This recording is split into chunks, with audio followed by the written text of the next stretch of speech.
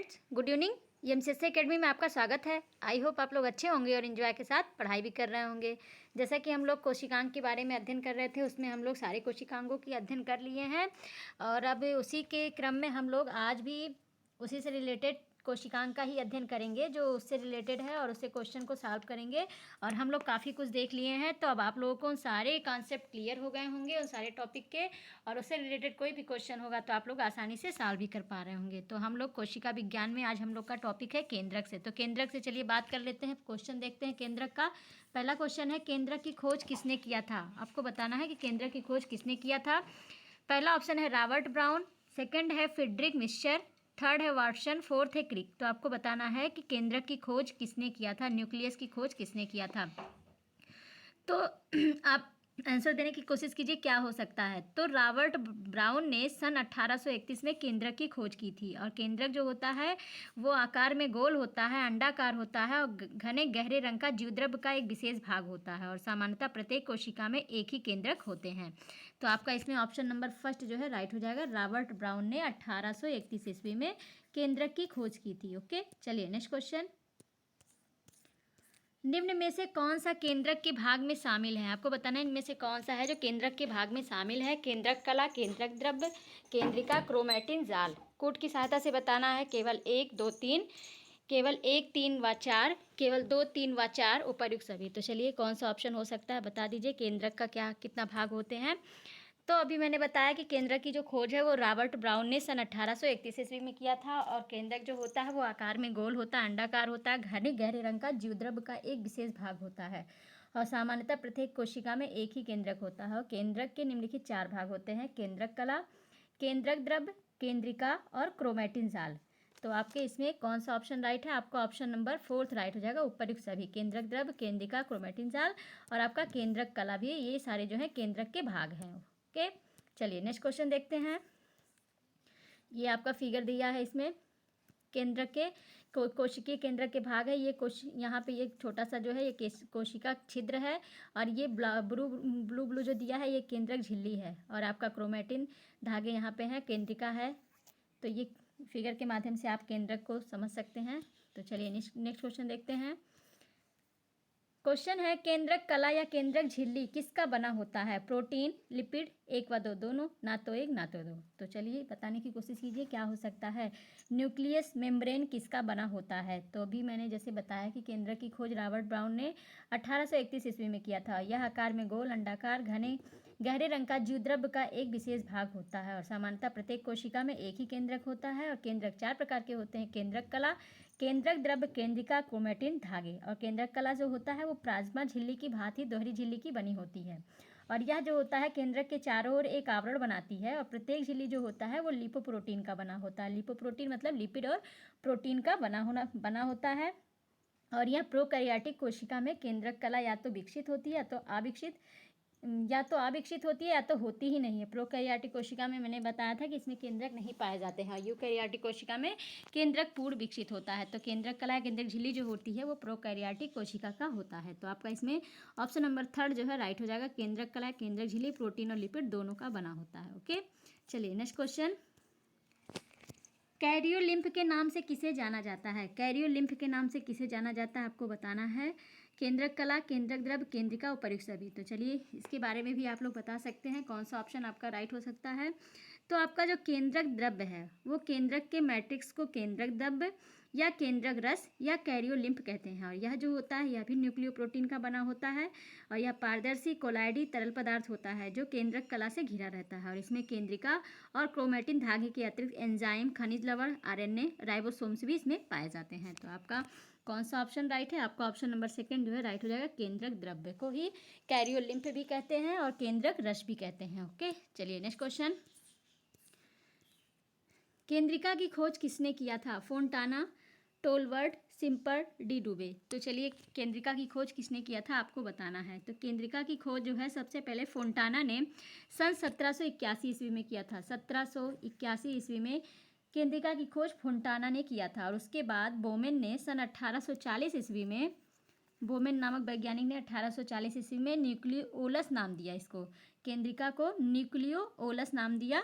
बोमेन ने 1840 ईस्वी में। और केंद्रक के अंदर एक या दो केंद्रिकाएं होती हैं और ये किसी झिल्ली के अभाव में सीधे केंद्रक द्रव्य के संपर्क में रहती हैं। और केंद्रिकाएं जो होती हैं ये प्रोकैरियोटिक कोशिका में नहीं पाई जाती हैं तथा कोशिका विभाजन के समय गायब हो जाती हैं। और केंद्रिका में प्रोटीन जो होता है वो 85% होता है, 85% प्रोटीन होता है। आरएनए जो होता है आपका 10% होता है और डीएनए 5% होता है। तो केंद्रिका की खोज किसने किया था? फोंटाना ने किया था 1781 ईस्वी में। आपका ऑप्शन नंबर फर्स्ट राइट हो गया। नेक्स्ट क्वेश्चन देखते हैं, केंद्रिका में निम्न में से कौन सी कोशिकाएं पाई जाती हैं? प्रोकैरियोटिक कोशिकाएं, यूकैरियोटिक कोशिकाएं, एक व दो, दोनों, ना तो एक ना तो दो। तो इसके बारे में तो मैंने आपको आंसर बता ही दिया। तो चलिए आंसर दीजिए, क्या हो सकता है केंद्रिका में कौन सी कोशिकाएं पाई जाती हैं?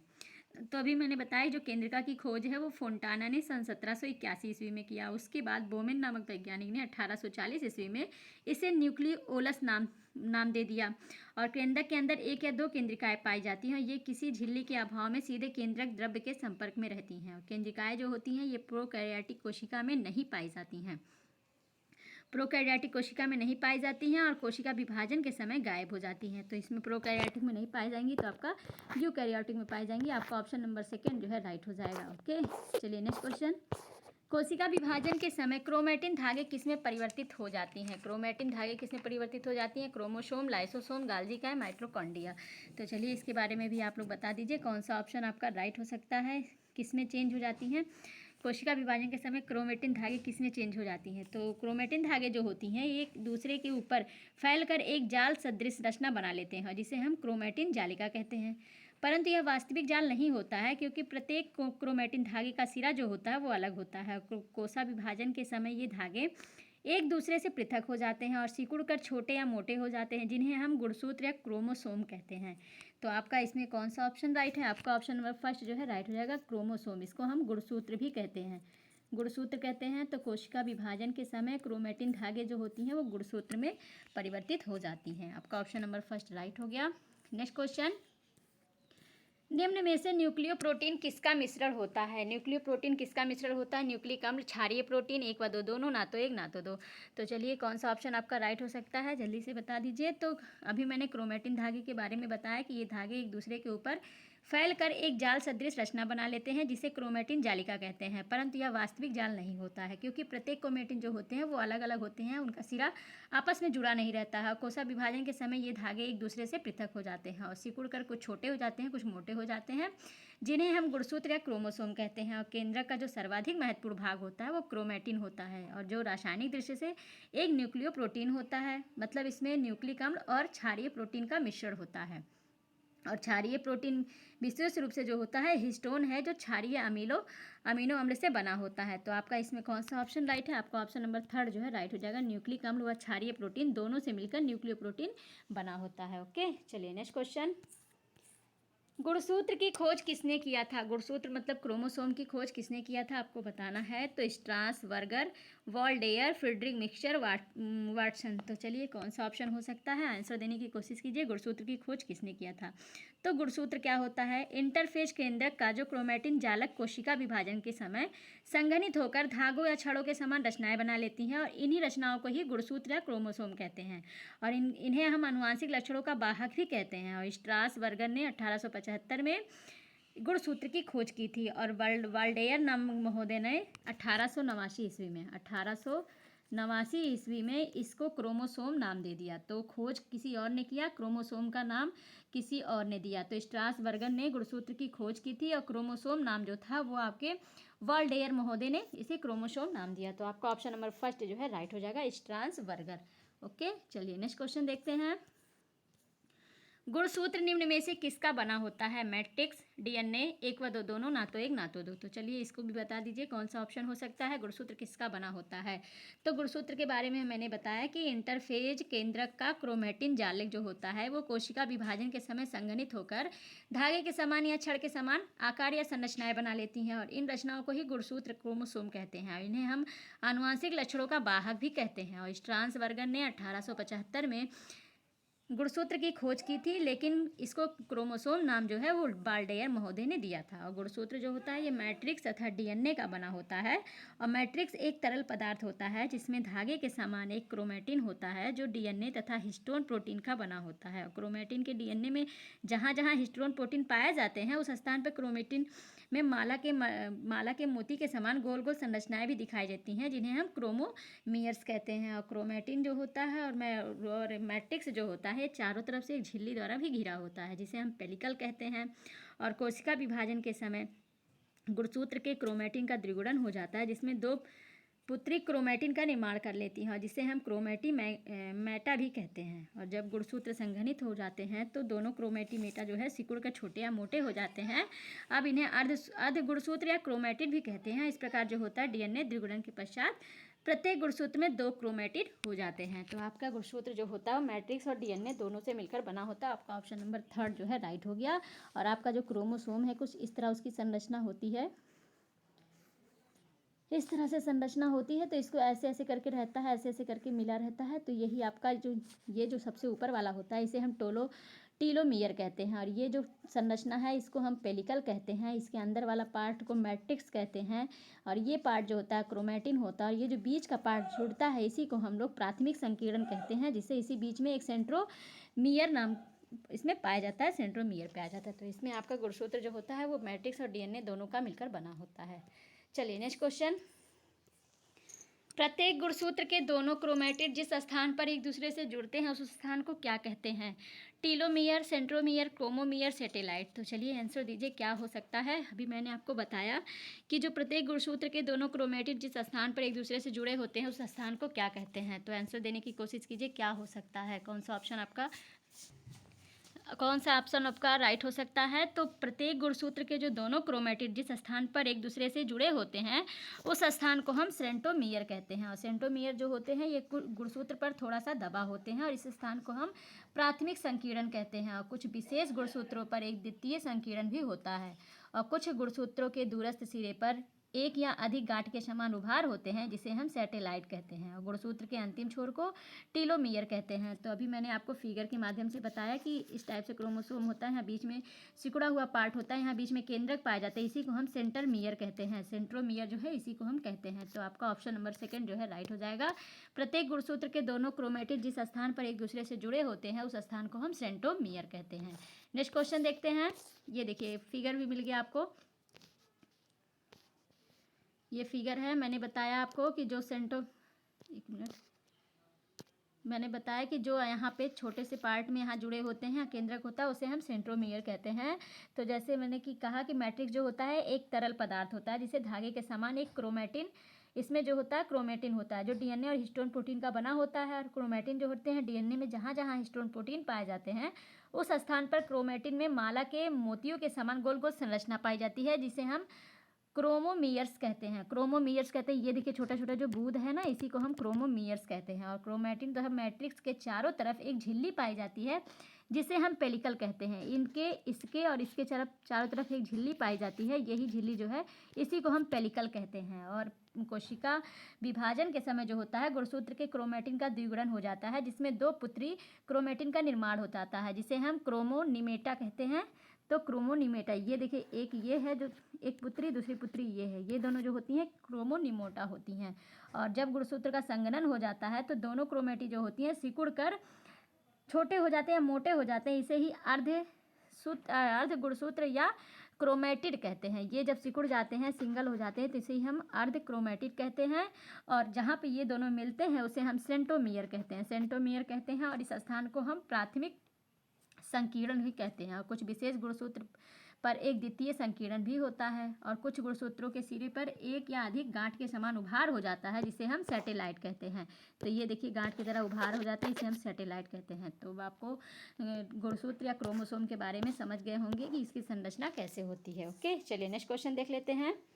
न्यूक्लिक अम्ल का निर्माण किससे होता है? न्यूक्लियोटाइड्स, न्यूक्लियोप्रोटीन, एक व दो दोनों, ना तो एक ना तो दो। तो आपको बताना है कि न्यूक्लिक अम्ल का निर्माण कैसे होता है। तो चलिए बताने की कोशिश कीजिए क्या हो सकता है।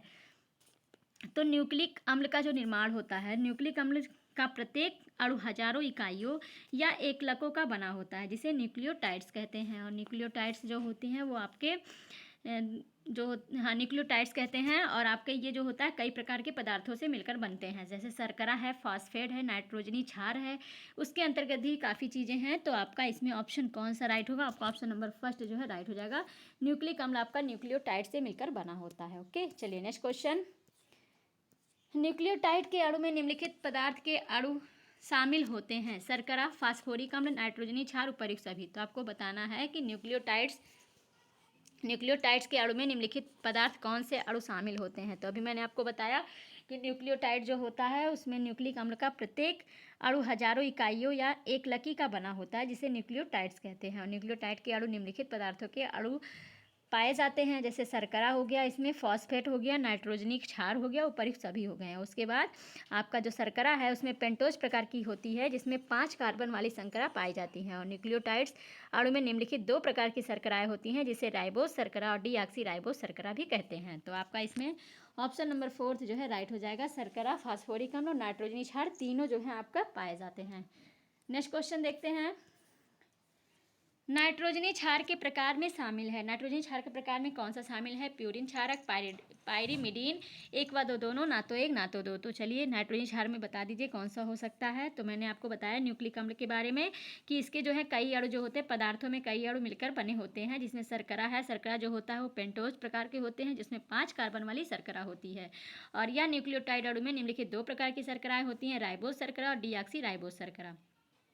और दूसरा जो था वो फास्फोड या फास्फोरिक अम्ल था। इसकी उपस्थिति के कारण न्यूक्लिक अम्ल जो होता है वो अम्लीय हो जाता है। और आपका नाइट्रोजनी क्षार जो होते हैं ये आपके 2 प्रकार के होते हैं, प्यूरिक अम्ल और पायरीमिडीन क्षारक होते हैं। और प्यूरिन अम्ल जो होते हैं इसके अंतर्गत भी 2 होते हैं, एडेनिन और ग्वानिन होते हैं। और पायरीमिडीन जो होते हैं उसके अंतर्गत 3 होते हैं, थाइमिन, साइटोसिन, यूरेसिल होते हैं। तो इसमें जो आपका ऑप्शन नंबर कौन सा राइट हो गया? नाइट्रोजनी क्षार के प्रकार में आपके दोनों शामिल हैं, तो आपका ऑप्शन नंबर 3 जो है राइट हो जाएगा। ओके, चलिए नेक्स्ट क्वेश्चन।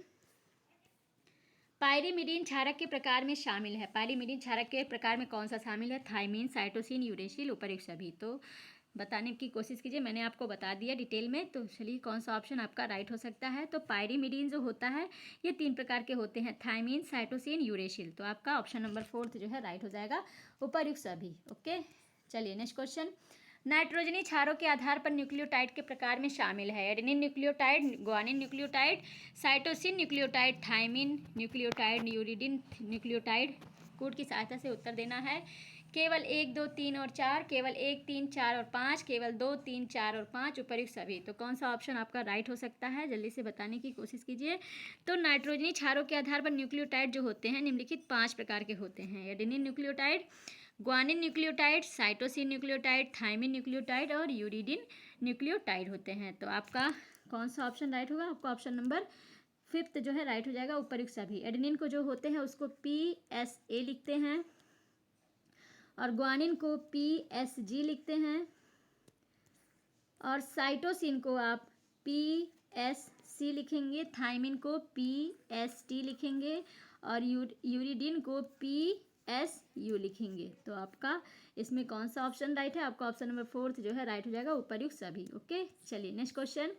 पेंटोज शर्करा के आधार पर न्यूक्लियोटाइड के प्रकार में शामिल है। पेंटोज शर्करा के आधार पर न्यूक्लियोटाइड के कौन से प्रकार हैं?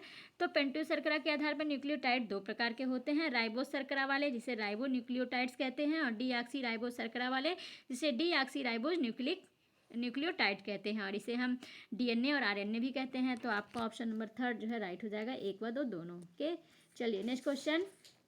DNA मॉडल किसने प्रस्तुत किया था? JD वॉटसन, FHC क्रिक, 1 व 2 दोनों, ना तो एक ना तो दो। तो आपको बताना है कि DNA मॉडल किसने प्रस्तुत किया था। तो आंसर देने की कोशिश कीजिए, क्या हो सकता है, आपको पता होगा इसका आंसर।